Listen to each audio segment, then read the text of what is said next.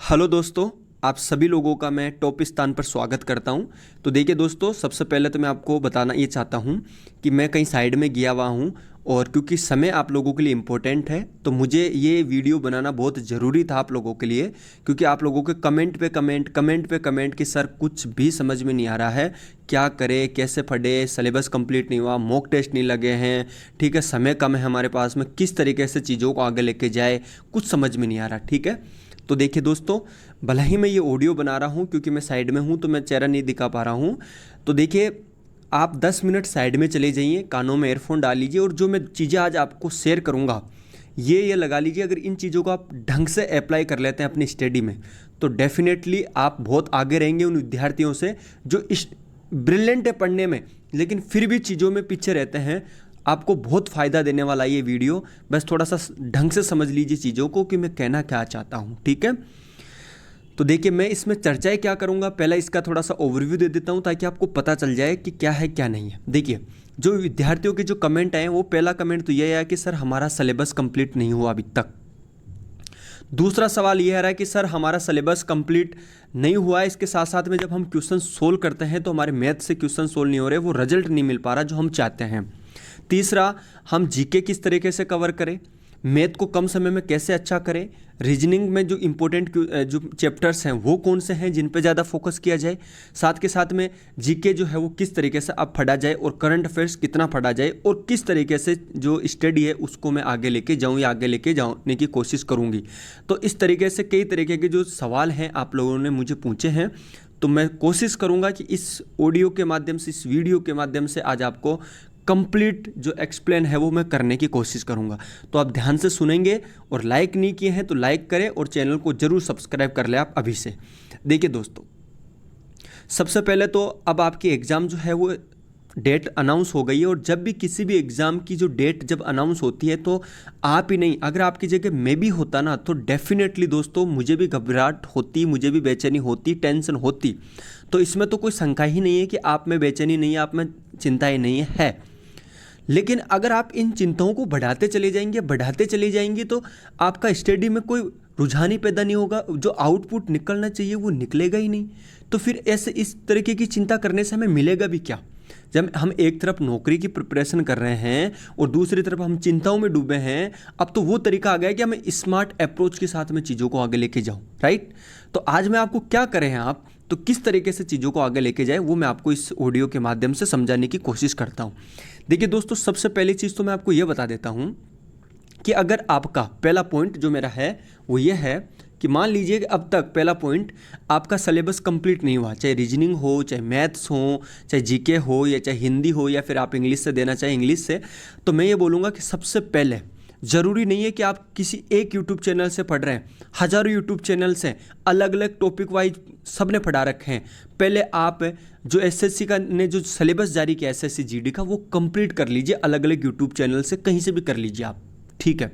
अब वो टाइम नहीं है कि आप केवल एक चीज़ पे डिपेंड रह रहे हैं कि नहीं भाई साहब अभी होगा तभी होगा, नहीं, जितना जल्दी हो सके आप अपने सिलेबस को कंप्लीट कर लीजिए, क्योंकि हमें फिर रिवीजन भी करना पड़ेगा, समझे मेरी बात को। तो पहले सिलेबस इंपॉर्टेंट है, जब एक बार सिलेबस कंप्लीट हो जाएगा तो एक कॉन्फिडेंस आना शुरू हो जाएगा कि हाँ जी अब सिलेबस कंप्लीट हो चुका है और अब रिवीजन। पहली चीज़ तो ये है। तो सिलेबस कैसे कंप्लीट करना है, अलग अलग कहीं से भी देखो, नोट्स बनाओ, कैसे भी करो, स्क्रीनशॉट लो या कुछ भी करो, स्क्रीनशॉट लेके उनकी पीडीएफ बना लो। अगर टाइम नहीं है ना आपके पास में तो जो टीचर्स पढ़ा रहा है उसका स्क्रीनशॉट ले लो और उसकी कहीं भी टेप स्कैनर में जाके कहीं भी उसकी क्या कर लो, उस स्क्रीन जो आपने स्क्रीनशॉट लिया है उसकी पीडीएफ बना लो, ठीक, और उसको अपने मोबाइल में रख लो या उसका प्रिंट आउट निकला लो, ठीक है। अगर आपके पास टाइम नहीं है कि जी इतना टाइम नहीं है हमारे पास में नोट्स बनाने का वो हो, तो आप इस तरीके से कर सकते हैं। लेकिन कैसे भी करें, मुझे ये चाहिए कि आपका सिलेबस कंप्लीट हो, मैं ये चाहता हूँ। पहली चीज़ समझे, हिंदी भी आप ऐसे करिए, अगर आप इंग्लिश से देना चाहते हो इंग्लिश करिए, जीके करिए, कैसे भी करिए आप करिए जो सिलेबस में एसएससी ने सिलेबस जारी किया है। मैथ के जितने भी टॉपिक्स हैं उनको कंप्लीट कर लीजिए, कहीं से भी करो, मैंने भी कई सारी मैथ्स के वीडियोस डाल रखे हैं, कंप्लीट करो वहाँ से, ठीक है, पहली चीज़। दूसरी चीज़ मैं आपको ये समझाना चाहता हूँ कि आपने जब आपका सिलेबस कंप्लीट हो जाए इसको टारगेट रखो कि आने वाले इस सितंबर के अंदर मैं कैसे भी करके अपना जो है सिलेबस कंप्लीट कर लूँ। फिर हमारे सामने अक्टूबर बचेगा, अक्टूबर में हम रिवीजन पर फोकस करेंगे और ज़्यादा से ज़्यादा मॉक टेस्ट लगाएंगे, ठीक है ना। तो रिवीजन जो है सिलेबस आपको कंप्लीट कर लेना इस महीने में, ठीक है, पहली चीज़। अच्छा, दूसरी चीज़, अब आपको क्या काम करना है, अब आपको सबसे इम्पोर्टेंट चीज़ यह है कि जो भी आपके पास में बुक्स हैं और जहाँ तक आपने मटेरियल पढ़ लिया है, जो चीज़ें आपने पढ़ ली है उसको ज़्यादा मत दो, कम से कम 1.5 से 2 घंटा उनको रिवीजन पे दे दो जो आपने अब तक पढ़ा है। मान लीजिए कि किसी का 80% सिलेबस कंप्लीट हो गया, तो वो 80% चीज़ों को 2 घंटा टाइम लगा के उनको पढ़े, समझे। तो ये दूसरा पॉइंट मैं आपको बता रहा हूँ, ठीक है।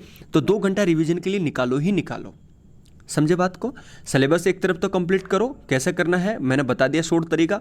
दूसरा जो पढ़ा है उसका रिवीजन करो, क्योंकि ऐसा नहीं है कि सिलेबस के चक्रों में पीछे को आप भूल जाओ, क्योंकि जब अक्टूबर का महीना आएगा उसमें तो हमें रिवीजन करना ही है कंप्लीट रूप से। तो पहले ये काम करना है आपको, ठीक है। तीसरी चीज़ जो अक्सर विद्यार्थियों में बहुत ये लगा लीजिए कि कन्फ्यूजिंग हो रहे हैं कि सर मैथ का अच्छी नहीं हो रही, वो नहीं हो रही। तो देखो भाई, मैथ, ये वो टाइम गया कि मैथ अच्छी नहीं हो रही, वो नहीं हो रही। अब आपको चीज़ों को समझना होगा, ठीक है। अगर बेसिक्स आपको मैथ में बिल्कुल भी नहीं है तो सबसे पहले आप बेसिक्स अच्छा कर लीजिए, जिसमें एक आर एस अग्रवाल बुक्स हैं वो कर लीजिए, और कुछ वीडियोस मैंने बना रखे हैं अर्थमेटिक्स के लगभग, वो कर लीजिए, और नए वीडियोस में डालने वाला हूँ, ठीक है, वो कंप्लीट कर लीजिए आप, ठीक है। तो इस तरीके से बेसिक कंप्लीट करिए, फिर आगे बढ़िए। ऐसा नहीं कि ट्रिकों के चक्रों में आगे फंस रहे हैं, क्वेश्चंस हो नहीं रहे, डिप्रेशन में जा रहे हो, ठीक है। तो पहले बेसिक कॉन्सेप्ट कर लीजिए, जितने भी 15-16 चैप्टर हैं उनका, ठीक। तो मैथ इंपॉर्टेंट है, मैथ और रीजनिंग इंपॉर्टेंट सेक्शन है इसमें, ठीक है। तीसरा जो पॉइंट है सर, समझ में नहीं आ रहा कि चीज़ों को कैसे करें, तो मैं ये बोलता हूँ कि आप एक टाइम टेबल अपना सेट कर लीजिए कि 2.5 से 3 घंटा जो है मुझे मैथ और रीजनिंग को पढ़ना है, ठीक है। 1 घंटा या 1.5 घंटा जो है मुझे हिंदी या फिर इंग्लिश को पढ़ना है, ठीक है। 2 घंटा मुझे जीके को पढ़ना है, ठीक है। आधा पौन घंटा मुझे करंट अफेयर्स को पढ़ना है, और वो पढ़ना है तो पढ़ना ही है, ठीक है। इस तरीके से चीज़ों को आप लेके चलेंगे तो मज़ा आएगा। और तीसरा, अपने ऊपर जो चिंताएं की जो है ना, चिंताएं उसको तो हटा ही दो, क्योंकि अगर वो जितनी चिंताओं करोगे ना उतने ज़्यादा टेंशन में चले जाओगे और चीज़ें याद नहीं होगी, जो याद है वो भी भूल जाओगे, ठीक है। तो ये चीज़ भी आपको माइंड में अच्छे तरीके से होनी चाहिए। अगर ये नहीं है तो कोई मतलब नहीं है दोस्तों, फिर बता रहा हूँ मैं आपको, ठीक है। अच्छा, इसके अलावा कुछ विद्यार्थी मुझे बोल रहे थे कि सर जो हम पढ़ पा रहे हैं वो हमें याद नहीं हो रहा। तो देखो यार, याद क्यों नहीं हो रहा, मैं आपको बोल रहा हूँ कि एक मैंने तरीका बताया था कि हाउ टू रिवीजन वाला एक वीडियो मैंने बनाया था, वो आप देख लीजिए अच्छे तरीके से कि किस तरीके से चीज़ों को अच्छे तरह से करें। मैंने आपको बोला जो टॉपिक पढ़ो उसका थोड़ा सा पीछे देख लो, ठीक है, ऑटोमेटिक चीज़ें याद हो जाएगी, इसमें टेंशन लेने की कोई ज़रूरत नहीं है। इसके अलावा जो सबसे ज़्यादा जो प्रॉब्लम्स विद्यार्थियों को जो आ रही है वो इसमें आ रही है कि सर मॉक टेस्ट कब लगाए। देखिए, अभी मॉक टेस्ट मत लगाओ आप, ठीक है। अभी मॉक टेस्ट लगाने में बेवकूफ़ी होगी, क्योंकि अभी रिवीजन आपका जो सिलेबस है वो कंप्लीट नहीं है, रिवीजन अच्छे से हो नहीं पा रहा है। ऐसे मॉक टेस्ट लगा के क्यों डिप्रेशन में जा रहे हो, चिंताएं जा रहे हैं, ठीक। अक्टूबर का महीना पड़ा है मॉक टेस्ट लगाने के लिए, ठीक है। वहाँ जब टॉपिक वाइज देखेंगे ना, वो है पहले रिवीजन उसी में होगा अक्टूबर में, उसी में क्या होगा, हमारा मॉक टेस्ट लगेगा, तब हमें पता चलेगा कि कौन से टॉपिकों से क्वेश्चन नहीं हो रहे मेरे से। स्मार्ट अप्रोच बनाओ, बच्चे नहीं हो तुम, ठीक है। तो ये तरीका होना चाहिए। एक सवाल और था सर, करंट अफेयर्स, तो मैंने बोल दिया था 1 साल का करंट अफेयर्स, यानी नवंबर से तो जनवरी से लेकर नवंबर तक का करंट अफेयर्स होना चाहिए, और भी मैं कराऊंगा। इसके अलावा कुछ बोल रहे हैं सर जीके के लिए, तो देख जीके के लिए मैंने सीरीज चालू करी है, आपको बता देता हूँ। टॉप स्थान पे 2 वीडियो डाल चुका हूँ, रोज रात 8 बजे क्लास होगी। इंपॉर्टेंट घटना चक्र की बुक से मैंने इंपॉर्टेंट क्वेश्चन सेलेक्ट करें प्रीवियस ईयर के, वो देख लो, ठीक है। बच्चे नहीं हो यार, तुम समझ सकते हो अच्छा बुरा क्या है अपने लिए, ठीक है। वो देखिए, इतनी मेहनत से आप लोगों के लिए वो क्लास रिकॉर्ड करी जा रही है, बनाई जा रही है, ठीक है।